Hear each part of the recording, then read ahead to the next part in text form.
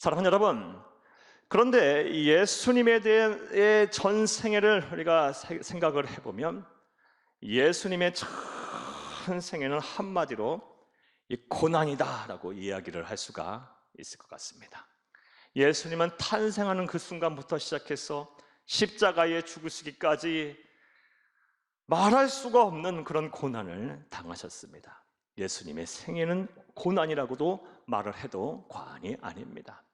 예수님은 탄생하실 때부터 가난과 차별을 겪으셨어요. 누울 곳이 없어서 베들레헴 마구간 말구유에 누우셨고, 태어나신 지 얼마 되지도 않아서 헤롯 왕이 1살 이내의 사내 아이는 다 죽이라는 그런 명령에 따라 명령 탓에 예수님은 급하게 또 이집트로 피난을 가셔야만 했습니다. 훗날 이 나사렛이라는 곳에 정착해서는 예수님은 생활고를 겪으셨어요. 그리고 육신의 아버지인 요셉의 일찍 사망했던 관계로 가족의 생계를 책임져야만 했어요. 줄줄이 동생들이 있었고 또 어머니를 섬겨야 했고 가장으로서의 책임을 다해야만 했어요. 또 공생애를 시작하고 나서는 어떠하셨습니까? 예수님은 어디를 가나 누구를 만나든 모욕과 천대와 멸시를 당하셨고 또 살해 위협을 당하셨어요. 이것이 어떠했는지 다음 같은 말씀 한번 들어보시기를 바랍니다. 사랑하는 여러분, 종교적으로 절대로 하나가 될 수 없는 사람들, 그리고 정치적인 갈등으로 인해 절대로 하나가 될 수 없는 사람들이 이상하게도 예수님을 죽이려고 하는 데서는 다 한마음 한뜻이 됐어요. 실제로 이 대제사장들인 이 사두개인들과 그리고 바리새인들은 종교적인 차이로 인해서 하나가 될 수 없는 사람들이었어요. 견원지간이었어요. 원수지간이었어요. 그런데 예수를 죽이려는 데는 한 목소리를 냈어요. 나아가 헤롯 당원들과 유대 분리주의자들은 정치적인 갈등으로 인해서 절대로 하나가 될 수 없는 사람이에요. 서로 죽고 죽이려는 사람들이었어요. 그런데 또 예수를 죽이려는 데는 한마음 한뜻이 됐어요. 예수님은 어디를 가나 살해 위협을 당하셨어요. 고난을 당하신 거예요. 그리고 이러한 고난 속에서 예수님의 편은 한 사람도 제대로 된 사람이 없었어요. 예수님의 편이라고 할 수 있는 제자들의 모습은 어떠했습니까? 예수님이 그런 어려움을 당하실 때 누가 더 큰 자냐, 누가 더 높은 자리에 있어야 될 자냐 하고 자리 다툼이나 하고 있었어요. 그러니 예수님이 얼마나 힘드셨겠어요. 인자는 머리 둘 곳조차도 없다라고 하시면서 늘 피곤해하셨고 바빠하셨고 힘들어하셨어요. 예수님의 전생에는 고난 그 자체였습니다. 예수님은 분명하게 이 세상에 오셨습니다. 그리고 우리와 참 하나님이신 분이 참 인간으로 사시면서 그는 하나님으로서의 수많은 기적을 행하셨고 구원자로서의 완벽한 삶을 사셨으며 그는 또 우리를 구원하기 위해서 고난을 받으셨습니다. 이 모든 것이 역사적인 사건이고 사실입니다. 한치도 의심 없이 믿는 여러분 되기를 간절히 주의 이름으로 축복합니다. 자, 이제 이러한 내용을 바탕으로 예수님이 우리를 위해 받으신 그 고난에 대해서 좀 더 구체적으로 이제 생각을 해보겠습니다. 사랑하는 여러분, 예수님께서 이 세상에 오셔서 받은 고난의 특징은 무엇일까요? 예수님이 받으신 이 고난의 특징은 무엇일까요? 자, 이제부터 따라 하시겠습니다. 첫째로, 하나님의 뜻을 이루기 위한 자발적인 고난이었습니다. 예수님이 이 세상에 오셔서 받은 고난의 특징, 바로 하나님의 뜻을 이루기 위한 자발적인 고난이었다라는 것입니다. 사랑하는 여러분, 앞서 말씀드린 대로 예수님의 전 생애를 한마디로 표현을 하면 고난이다라고 이야기할 수가 있습니다. 그리고 그는 본디오 빌라도에게 고난을 받으셨습니다. 예수님이 고난 받으신 것은 다 역사적인 분명한 사실이고 사건입니다. 자, 그런데 이러한 예수님의 고난과 관련해서 우리가 놓쳐서는 안 되는 아주 중요한 사실이 있습니다. 그 사실이 무엇이냐? 예수님이 힘이 없어서 무기력해서 무능력해서 고난을 받으신 것이 아니라 예수님이 자발적으로 고난 받으시기를 선택하시고 고난을 받으셨다라는 것입니다. 사랑하는 여러분, 이것은 우리 예수님의 말씀을 통해서 알 수가 있습니다. 자, 마태복음 26장 53절에서 54절을 함께 읽겠습니다. 너는 내가 내 아버지께 구하여 지금 12군단 더 되는 천사를 보내시게 할 수 없는 줄로 아느냐? 내가 만일 그렇게 하면 이런 일이 있으리라 한 성경이 어떻게 이루어지겠느냐 하시더라. 아멘. 사랑하는 여러분, 이 말씀은 예수님께서 십자가에 매달려 죽으시기 바로 전날 밤 겟세마네 동산에서 기도하신 후에 하신 말씀입니다. 내용인즉슨 예수님께서 겟세마네 동산에서 기도하고 내려오시자 예수님을 잡아 죽이기 위해서 배신자 가룟 유다의 인도함을 따라 대제사장들과 그리고 이 바리새인들의 종들과 군인들이 예수님을 붙잡으러 왔습니다.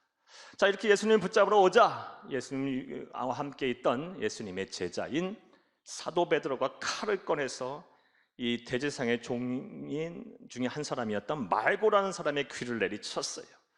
아마도 이 머리를 타격하려고 했는데 실력이 없었는지 실수였는지 귀를 아마 내리친 모양입니다. 자, 그때 예수님께서 무슨 말씀을 하셨고 어떻게 행동하셨습니까? 사랑하는 여러분, 이 떨어진 말고의 귀를 붙여주시면서 베드로를 책망하셨어요. 베드로야, 네가 든 칼을 다시 칼집에 집어넣어라. 칼로 이기려고 하는 자는 칼로 망할 것이다. 지금 내가 하늘의 12군단이나 되는 천군 천사를 동원하지 못할 줄 아느냐? 내가 능력이 없어서 고난받는 줄 아느냐?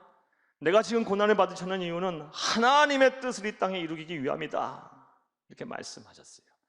이러한 예수님의 말씀을 통해서 볼 때 예수님이 이 세상에 오셔서 고난받으신 것은 무기력해서 무능력해서 나약해서 받으신 것이 아니고 하나님의 뜻을 이루기 위해서 그가 자발적으로 고난을 받으신 것임을 믿으시기를 간절히 주의 이름으로 축복합니다. 사랑하는 여러분, 따라서 예수님처럼 살기로 작정한 우리, 예수님에게 귀한 생명을 빚진 우리 또한 예수님처럼 하나님의 뜻을 이루기 위해서 우리 또한 자발적으로 고난을 받아야 합니다. 자, 그런데 우리가 예수님처럼 고난을 함께 받아야 하는 이것은 우리가 해도 되고 안 해도 되고의 문제가 아닙니다. 왜냐하면 구원을 받은 진짜 하나님의 백성들, 구원을 받은 진짜 그리스도인들, 경건한 사람들은 필연적으로 자발적으로 하나님의 뜻을 이루기 위해서 하나님의 나라와 예수와 그리고 주의 몸된 교회를 위해서 고난을 받기 때문입니다. 디모데후서 3장 12절을 함께 읽겠습니다.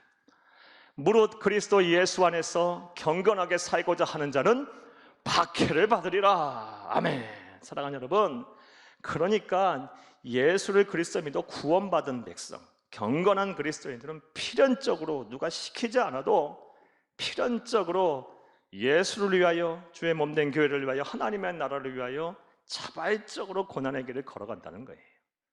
따라서 예수를 위해 당하는 고난 앞에 고난을 회피하거나 주저하는 사람은 둘 중에 하나인 거예요. 첫 번째는 구원을 받지 못했음에도 구원을 받았다고 착각하든지 착각한 사람이든지 아니면 타락한 사람이에요. 사랑하는 여러분, 여러분에게 한번 여쭤보겠어요. 오늘 말씀을 들으면서 지금 여러분의 믿음을 한번 점검해 보세요. 여러분의 구원을 한번 점검해 보세요. 여러분은 예수를 위하여 또 주의 몸된 교회를 위하여 하나님의 나라를 위하여 자발적으로 고난을 당하고 계십니까? 고난의 길을 가고 계십니까? 주저하거나 회피하고 계시지는 않습니까? 사랑하는 여러분, 만약 주저하고 회피한다면 여러분 심각하게 좀 생각을 해봐야 돼요. 그리고도 아무 문제가 없다고 생각한다면 지금 심각하게 여러분 생각을 해야 돼요. 구원을 받았다고 착각을 하거나 아니면 타락한 거예요. 이 두 가지 문제 아주 심각한 거예요. 사랑하는 여러분, 오늘 말씀을 들으면서 여러분의 구원이 확실해지기를 바라요. 다시 회개하고 예수 앞에 서기를 부탁합니다. 그리하여 예수님이 걸어가신 그 길, 하나님의 뜻을 이루기 위해서 받으신 그 고난의 길을 자발적으로 기쁜 마음으로 동참하는 복된 성도님들이 다 되기를 간절히 주의 이름으로 축복합니다. 자, 그렇다면 또 생각을 해보겠습니다. 하나님이신, 전지전능하신 그 하나님이신 예수님께서 고난을 감수하면서까지, 자발적으로 고난을 감수하면서까지 이 세상에서 이루고자 했던 하나님의 뜻은 무엇일까요? 예수님은 하나님의 뜻을 이루기 위해서 자발적으로 고난을 받으셨는데, 그 하나님이신 예수님께서 자발적으로 고난을 감수하면서까지 이루고자 하셨던 하나님의 뜻이 무엇일까요? 이와 관련해서 성경은 참으로 많은 말씀들을 우리에게 주고 있습니다. 왜냐하면 신구약 66권 자체가 다 예수님을 주인공으로 하는 구속사에 대한 이야기이기 때문입니다. 따라서 오늘은 많은 말씀 가운데 다 말씀드릴 수는 없고, 예수님보다 700년 전에 앞서서 예수님의 고난을 예언했던 이사야 선지자의 예언의 말씀을 통해서 그 답을 찾겠습니다. 그네가 되기를 간절히 바랍니다. 사랑하는 여러분, 하나님이신 분이, 전지전능하신 그 하나님이신 예수님께서 자발적으로 고난을 받으시면서 감수하시면서까지 이루시고자 했던 하나님의 뜻이 무엇일까요?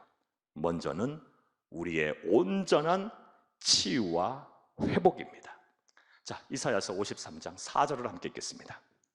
그는 실로 우리의 질고를 지고 우리의 슬픔을 당하였거늘 우리는 생각하기를 그는 징벌을 받아 하나님께 맞으며 고난을 당한다 하였노라. 아멘. 4절 말씀에 보게 되면 우리의 질고와 우리의 슬픔을 때문에 그가 고난을 당하셨다라고 성경은 기록을 하고 있습니다. 자, 그렇다면 질고는 무엇이고 슬픔은 무엇일까요? 이것 때문에 고난을 받으셨다라고 말씀하고 계시는데, 질고는 무엇이고 슬픔은 무엇일까요? 질고의 히브리어 원어는 홀리라는 단어입니다. 이 홀리라는 단어의 정확한 뜻은 육체적인 질병, 육체적인 아픔, 육체적인 고통을 말해요. 그리고 슬픔의 히브리어 원어는 마크 오브라는 단어예요. 이 마크 오브의 또 정확한 뜻은 정신적인 충격, 정신적인 고통을 말해요. 그러니까 예수님께서, 하나님이신 그 예수님께서 자발적으로 고난을 감수하면서까지 이루고자 하는 하나님의 뜻은 우리가 당하는 모든 육체적인 고통, 질병, 아픔 더하기 우리의 정신적인 충격, 정신적인 고통에서 우리를 치유하시고 회복하기 위해서 그가 자발적으로 고난을 받으셨다는 것입니다. 할렐루야! 그리고 이것이 바로 하나님의 뜻이라는 것입니다. 그러므로 지금 여러분 가운데 지금 육체적인 질병으로 고통을 당하고 계신 분이 계신다면, 또 정신적으로 큰 충격이 있거나, 또 정신적으로 염려와 근심, 또 여러 가지 질환 때문에 어려움을 당하고 계신 분이 계신다면, 우리를 위하여 자발적으로 이 문제들을 해결하기 위해서, 치유하시고 회복하시기 위해서 고난을 받으신 예수 그리스도를 바라봐야 합니다. 그리고 그분이 나를 위하여 고난 당하심으로 내가 치유되고 신유가 이 회복이 되었다라는 이 믿음을 가지고 지금 내가 할 수 있는 일을 하면 되는 거예요. 치료를 받고 또 운동도 하고 또 이 질서 있고 규모 있게 살면 되는 거예요. 그러면 이런 믿음을 가지고 우리가 최선을 다해 살면 하나님께서 우리를 온전하게 회복시키고 치유하시기 위해서 고난받으신 그 하나님이신 예수님께서 가장 선하게 우리를 인도하실 거예요. 우리의 질병이 바로 낫는 것이, 그것이 선한 것이라면 바로 고쳐주실 것이고, 또 조금 시간이 지나서 고치고 회복시켜 주실 것이, 그것이 가장 선한 길이고 우리에게 가장 좋은 것이라면 또 그렇게 하실 거예요. 사랑하는 여러분, 이러한 믿음을 가지고 여러분 질병, 또 정신적인 모든 고통에서 회복되시기를, 치유되시기를 간절히 주의 이름으로 축복합니다.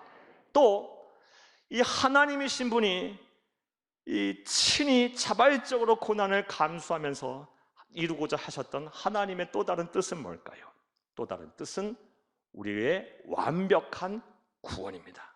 우리를 완벽하게 구원하시기 위해서 그런 고난을 받으셨습니다. 이사야서 53장 5절을 함께 읽겠습니다. 그가 찔림은 우리의 허물 때문이요 그가 상함은 우리의 죄악 때문이라. 그가 징계를 받음으로 우리는 평화를 누리고 채찍에 맞음으로 우리는 나음을 입었도다. 그가 고난을 받은 것, 찔리고 상하고 징계받고 채찍에 맞은 것, 우리의 허물과 죄악 때문이랍니다. 여기서 허물과 죄악은 정확한 의미는 하나님을 향한 반역과 불의의 불의, 인간과 인간 사이에 지은 죄, 불의예요. 불의. 자, 그렇다면 이렇게 생각할 수 있어요. 내가 무슨 하나님께 반역을 했어? 성경은 분명하게 말하고 있어요. 하나님이 있음에도 불구하고 하나님의 실체를 인정하지 않는 것, 또 하나님을 믿지 않는 것이 성경에서는 가장 큰 죄이며 하나님을 향한 반역이라고 말씀하고 계세요. 사랑하는 여러분, 그래서 예수를 믿지 않는 것, 하나님이 없다고 하는 사람들에게 가장 큰 하나님을 향한 반역인 거예요. 우리 인간과 인간 사이에 우리는 얼마나 많은 죄를 짓고 있습니까? 그리고 이 허물과 죄악의 결과는 하나님의 진노와 심판이고, 그 진노와 심판의 결과는 무엇입니까? 바로 사망이라는 형벌이에요. 그리고 우리 주님께서는 친히 자발적으로 고난을 감수하면서 하나님의 진노와 심판, 그리고 죄의 결과인 사망이라는 문제를 해결해서 구원하시기 위해서 친히 자발적으로 고난을 받으신 것입니다. 그는 상하고 찢기고 채찍에 맞고 징계를 받으면서 우리를 완벽하게 하나님의 진노와 하나님의 심판으로서부터 죄와 사망이라는 벌이로부터 우리를 구원하셨습니다. 완벽하게 구원하셨습니다. 할렐루야! 예수 외에는 구원의 길이 없어요. 완벽하게 구원하셨어요. 십자가상에서 다 갚으셨어요. 그 사실을 온전히 믿기만 하면 우리는 비록 죄인이지만 하나님께서 우리를 의롭다고 인정하실 것이고 반드시 구원하실 것입니다. 할렐루야! 이렇게 우리를 구원하시기 위해서, 완벽하게 구원하시기 위해서 친히 자발적으로 하나님이신 전지전능하신 분이 고난을 감수하신 것입니다. 자, 그런데 이것이 얼마나 큰 은혜이자 축복입니까? 사랑하는 여러분, 이게 얼마나 큰 은혜와 축복이에요. 이건 선물이에요. 값없이 받게 된 선물이에요. 여러분, 만약에 우리가 끝도 모르는 어느 정도 해야 알 수 없는 이 선행을 통해서 구원에 이를 수 있다 한다면, 죄와 사망의 문제가 해결될 수 있다면 우리가 지금 이렇게 있으면 안 돼요. 지금도 착한 일이라도 막 다녀야 돼요. 날마다 계산해야 돼요. 그리고 끝도 모르는 고행과 수행을 통해서 우리가 구원에 이룰 수 있다면 지금 이러고 있으면 안 돼요. 지금 어디 가서 도 닦고 있어야 돼요. 깨달음을 얻기 위해서 노력해야 돼요. 이거 힘들어서 어떻게 삽니까? 도대체 어느 정도 해야 구원을 받는 것이고, 어느 정도 이르러 어느 정도 깨달음을 얻어야 우리가 영생을 얻는 것입니까? 그런 것으로는 구원을 받을 수가 없는 거예요.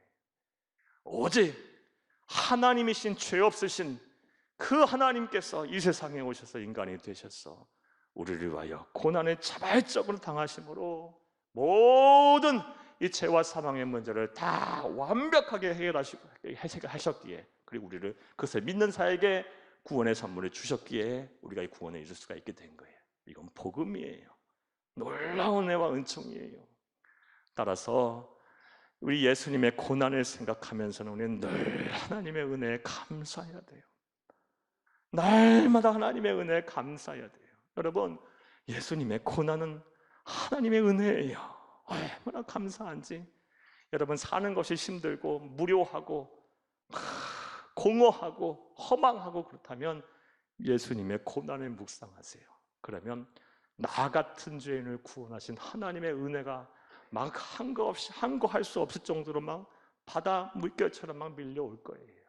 그리고 그 은혜를 젖어갖고 또 사세요. 그러면 막 감사와 찬성이 넘쳐나게 될 것입니다. 우리 그리스도인들은 그렇게 사는 것입니다. 할렐루야! 나 정리해 볼까요? 예수님께서 이 세상에 오셔서 하나님이신 분이 고난을 받으신 그 이유가 무엇이에요?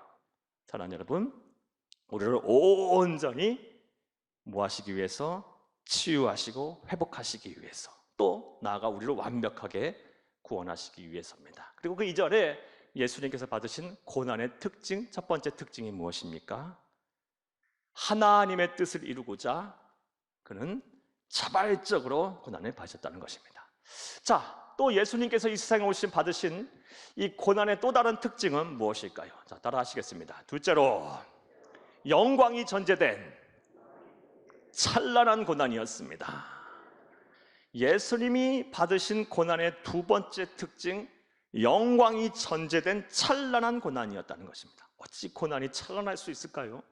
고난은 고통스럽고 절망적인 것이고 참 부정적인 것인데 고난이 어떻게 찬란할 수 있을까? 여러분, 고난이 찬란할 수 있으면 이 고난 너머의 영광이 기다리고 있고 영광이 전제되어 있으면 고난 또한 찬란한 거예요. 고난이 지나가고 나면 고난과는 비교할 수 없는 영광을 우리가 얻게 된다면 그 고난이 얼마나 찬란하겠어요. 그렇죠? 예수님이 이 세상에 오셔서 받으신 고난은 그런 고난이었다는 거예요. 찬란한 고난이었어요. 영광이 전제된. 사랑하는 여러분, 예수님이 자발적으로 이렇게 고난을 당하시자 예수님에게 고난을 가했던 빌라도를 위시한 많은 사람들은 예수님을 이해할 수가 없었어요. 자발적으로 이렇게 고난을 걸어가시니까. 그래서 빌라도가 예수님의 십자가에 매달리기 바로 직전의 최후의 신문의 과정에서 예수님에게 다음과 같은 질문을 합니다. 요한복음 18장 38절 상반절만 읽겠습니다. 빌라도가 이르되 진리가 무엇이냐 하더라. 아멘. 빌라도가 예수님에게 물었어요. 진리가 무엇이냐? 네가 진리라고 하고 네가 말하는 것이 진리라고 하는데 과연 그 진리라는 게 무엇이냐? 이 말 속에는 어떠한 의미가 있는 거예요? 네가 진리고 네 말이 진리라면 너는 왜 죄수된 신분으로 홀로 그렇게 남아서 죽음을 앞두고 있느냐? 네가 진리고 네 말이 진리라면 너를 따르는 많은 지지자들과 추종자들이 있어야 할 것이고, 그리고 너는 승리자가 되어야 할 것이며 너는 영광을 받아야 되는 것 아니냐? 그런데 왜 죄수된 몸으로 홀로 그 고통을 당하면서 이제 죽게 생겼느냐 하면서 비아냥거린 거예요. 사랑하는 여러분, 그런데 이러한 이 빌라도의 생각과 주장은 한 치 앞도 내다보지 못하는 나약한 인간의 생각과 주장이었어요. 예수님이 이런 고난을 당하시고 나서 불과 사흘 만에 예수님은 어떻게 하셨습니까? 살아나셨어요. 죽으셨다가 부활하셨습니다. 그리고 만왕의 왕 만유의 구주가 되셨어요. 그리고 온 세상을 통치할 통치자 주관자가 되셨고 재림의 때에 심판의 주가 되셨습니다. 할렐루야! 즉 예수님의 고난은 허망한 고난, 허무한 고난, 없어질 고난이 아니었다는 거예요. 영광이 전제된 찬란한 고난이었다는 거예요. 이 고난에 넘어섰더니, 그래서 부활하셨더니 예수님은 만왕의 왕, 만유의 구주가 되시고 온 우주 만물을 다스리는 통치자가 되셨고 재림의 주가 되셨어요. 사랑하는 여러분, 예수님의 고난은 영광이 전제된 찬란한 고난이었어요.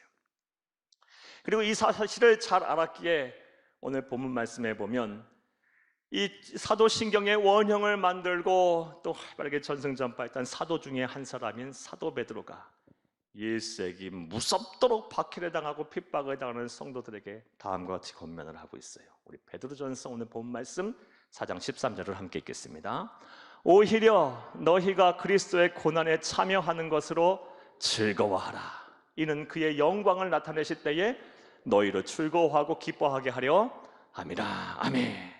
예수님의 고난이 허망한 고난이 아니라 영광이 전제된 찬란한 고난이었기에 예수님에게 귀한 생명을 빚지고 예수님처럼 살기로 작정한 우리 또한 예수님처럼 자발적으로 기쁨으로 고난의 길을 가게 되면 우리 또한 찬란한 영광을 받게 될 것이다. 그러니 그가 나타나실 때의 영광을 얻을 것이니 즐거워 기뻐하라 라는 것입니다. 할렐루야. 사랑하는 여러분, 이제 여러분에게 권면의 말씀을 드릴게요. 오늘 성경 말씀에 근거해서 권면의 말씀을 드릴게요. 사랑하는 여러분, 여러분이 서야 할 고난의 자리는 어디입니까? 예수를 위하여, 하나님의 나라를 위하여, 주의 몸된 교회를 위하여 자발적으로 기쁨으로 서야 할 고난의 자리는 어디입니까? 그 고난의 자리를 다 찾으세요. 그리고 마지못해서 고난에 동참하는 것이 아니라 자발적이고 기쁨으로 즐거워하며 그 고난에 동참하시길 바라요. 왜냐? 고난 넘어 로마서 8장 18절 말씀에 보면 현재의 고난은 장차 받을 영광과 좋게 비교할 수 없다 그랬어요. 고난 넘어 우리가 비교할 수 없는 영광이 기다리고 있기 때문이에요. 우리의 고난 또한 예수님의 고난처럼 찬란한 고난이 될 수 있습니다. 할렐루야. 이 말씀도 맺겠습니다. 정리해 보겠습니다.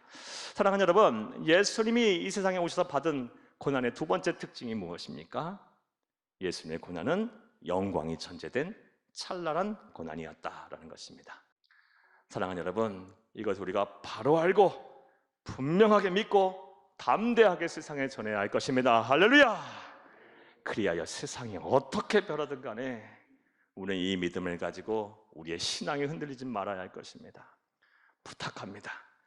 부디 환경에 지배받지 마시고 사람들의 소리에 휘둘리지 마시고 믿음을 굳건하게 하시기를 바랍니다. 바로 알고 온전히 믿고 담대하게 사시기를 바랍니다. 그리하여 정말 하나님께서 찾으시고 세상이 찾는, 하나님이 기뻐하시고 사람들에게 칭찬받는 진짜 그리스도인, 참된 성도, 바른 성도, 지혜롭고 복된 성도님들이 다 되시기를 간절히 주의 이름으로 축복합니다. 축복합니다.